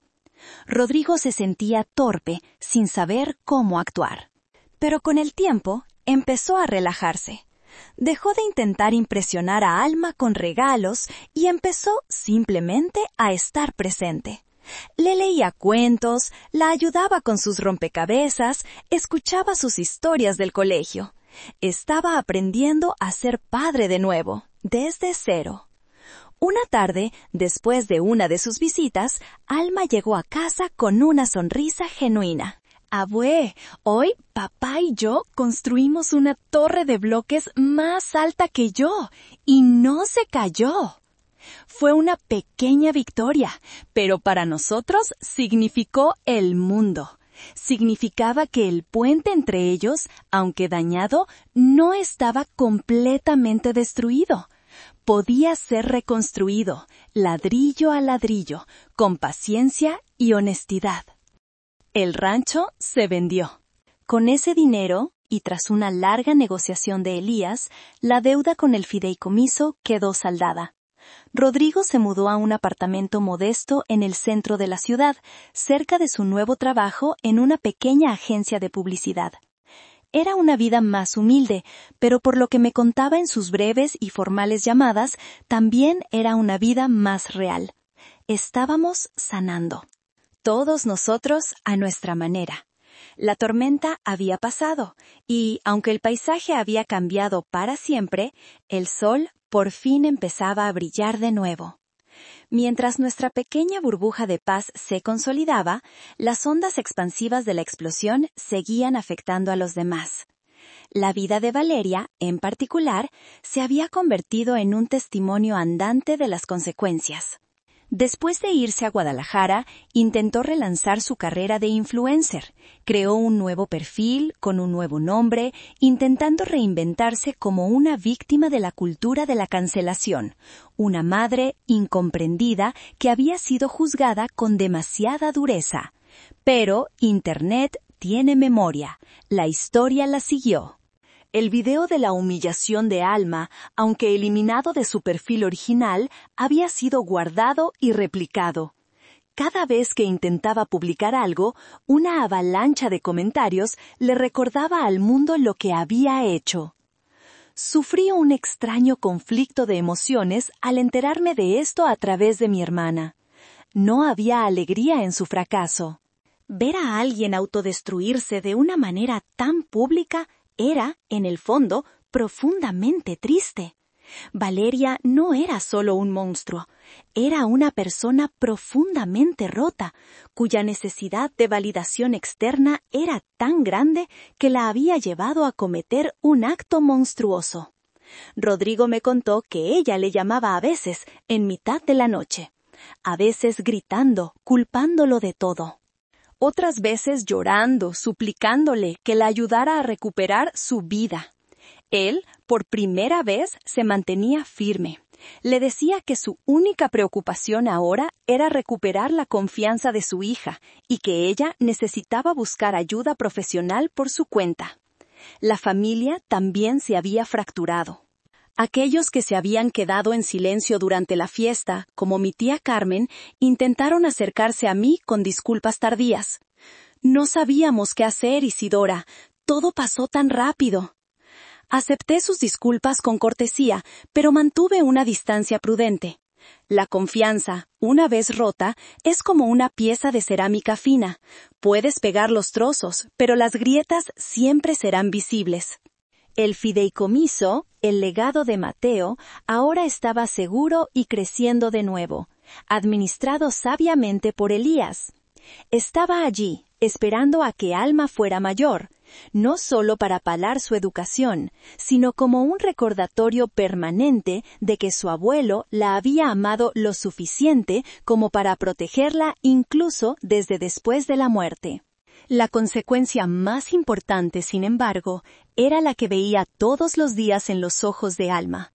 La niña había aprendido una lección dura y prematura sobre el mundo, que a veces las personas que más deberían amarte son las que más pueden herirte. Pero también estaba aprendiendo otra lección, una que yo me esforzaba por enseñarle cada día, que el amor verdadero no es silencioso ante la injusticia. El amor verdadero protege, el amor verdadero lucha, y el amor verdadero, al final, siempre encuentra la manera de sanar y reconstruir. Las consecuencias habían sido duras para todos, pero de las cenizas de esa familia rota, algo nuevo y más fuerte estaba empezando a crecer. Un sábado por la tarde, unos 8 meses después del incidente, Rodrigo llamó. Su voz sonaba diferente, más tranquila, más segura. «Mamá, sé que mi visita con Alma no es hasta el miércoles, pero me preguntaba si podría pasar por tu casa un momento. Necesito hablar contigo». Dudé. Nuestras conversaciones se limitaban estrictamente a la logística de las visitas de Alma, pero algo en su tono me dijo que esto era importante. Está bien, Rodrigo. Alma está en su clase de pintura ahora. Estaré sola. Llegó media hora después. Ya no conducía un coche de lujo, sino un pequeño sedán usado. Vestía unos vaqueros y una camisa sencilla. Parecía normal. Se sentó en el sofá de mi sala, el mismo lugar donde se había sentado tantas veces de niño. «He estado en terapia, mamá», dijo, sin rodeos. «Terapia individual, 2 veces por semana». Asentí, animándolo a continuar. Me ha costado mucho admitir cosas, admitir mi cobardía. Mi terapeuta dice que desarrollé un patrón de apaciguamiento, que mi miedo al conflicto era tan grande que estaba dispuesto a permitir cualquier cosa con tal de evitar una confrontación con Valeria. Miró sus manos, como si leyera un guión en ellas. No es una excusa, es una explicación, y me ha ayudado a entender que el problema no empezó en la fiesta, empezó mucho antes. Empezó cuando dejé de defenderte a ti, cuando dejé de corregirla en las pequeñas cosas, cuando empecé a aceptar sus bromas crueles como algo normal. Levantó la vista y me miró a los ojos. Lo siento, mamá. Siento no haberte defendido. Siento no haber defendido a mi propia hija. Y sobre todo, siento haberme convertido en un hombre al que mi propio padre no habría respetado. Sus palabras eran sinceras. Podía verlo. El dolor en sus ojos era genuino. Era el dolor del arrepentimiento, no el de la autocompasión. He estado hablando con un abogado sobre el divorcio, continuó. Ya no hay nada que salvar allí. Mi único objetivo ahora es ser un padre para Alma, un padre de verdad. Sé que me llevará años, quizás toda la vida, ganarme su confianza por completo. Pero estoy dispuesto a hacerlo. Se quedó en silencio, esperando mi reacción. Y por primera vez en mucho tiempo sentí una punzada de orgullo por mi hijo. No por un logro profesional o material, sino por su valentía para enfrentar su propia oscuridad, para admitir su fracaso. «Eso, Rodrigo», dije, mi voz era suave. «Eso es un nuevo comienzo». Ese día, algo cambió. La relación rota entre mi hijo y yo no se arregló por completo, pero una pequeña semilla de esperanza fue plantada. Estaba empezando a encontrar el camino de vuelta, no al hombre que era, sino al hombre que siempre debió haber sido. Ha pasado más de 1 año desde aquel día. La vida ha seguido su curso, como un río que encuentra un nuevo cauce después de una inundación. Alma tiene ahora casi 8 años. Su cabello le llega hasta los hombros, una melena dorada y ondulada, más fuerte y brillante que nunca. A veces todavía pide que se lo corte, diciendo que le gusta el estilo de princesa guerrera. Otras veces pasa horas frente al espejo, peinándose y haciéndose coletas. Le he enseñado que su cabello, como su corazón, es suyo y de nadie más, y que puede hacer con él lo que le plazca. Rodrigo y Valeria están oficialmente divorciados. Él sigue con su terapia y ha demostrado ser un padre constante y cariñoso. Las visitas ya no son supervisadas. Viene a casa 2 veces por semana y 1 vez al mes se lleva a Alma a pasar el fin de semana en su pequeño apartamento. Han reconstruido su relación sobre una base de honestidad y juegos de mesa. A veces, cuando los veo reír juntos, mi corazón se llena de una paz agridulce. De Valeria sé muy poco. Se mudó a otra ciudad.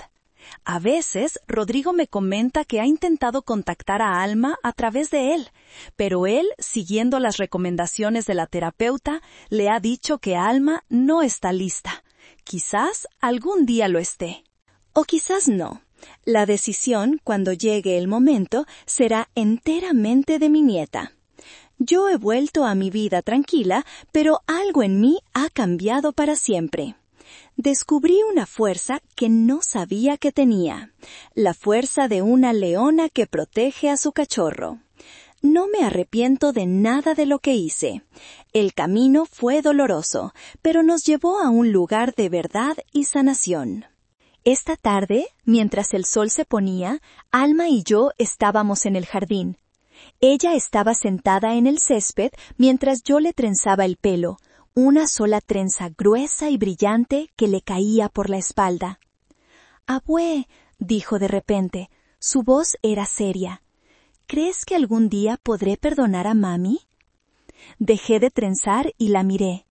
Era una pregunta profunda, una pregunta de adulto en boca de una niña.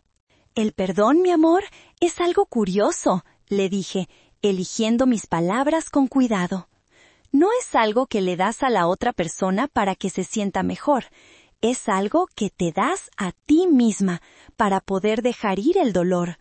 Solo tienes que darlo si quieres y cuando te sientas lista. No hay prisa. Ella pareció meditarlo. Creo que todavía no estoy lista, pero quizás algún día. Quizás algún día, repetí. Y está bien. Terminé la trenza y le puse uno de los pasadores de mariposa de plata. Ella se levantó y corrió a perseguir a un saltamontes, su trenza rebotando felizmente. La observé, mi pequeña superviviente, mi estrella brillante. Habíamos pasado por el fuego y habíamos salido al otro lado, no ilesas, pero sí más fuertes, más sabias. A veces me pregunto, ¿hice lo correcto al usar el dinero para impartir una lección tan dura? ¿O me convertí en un monstruo diferente para luchar contra otro? ¿Ustedes qué hubieran hecho en mi lugar?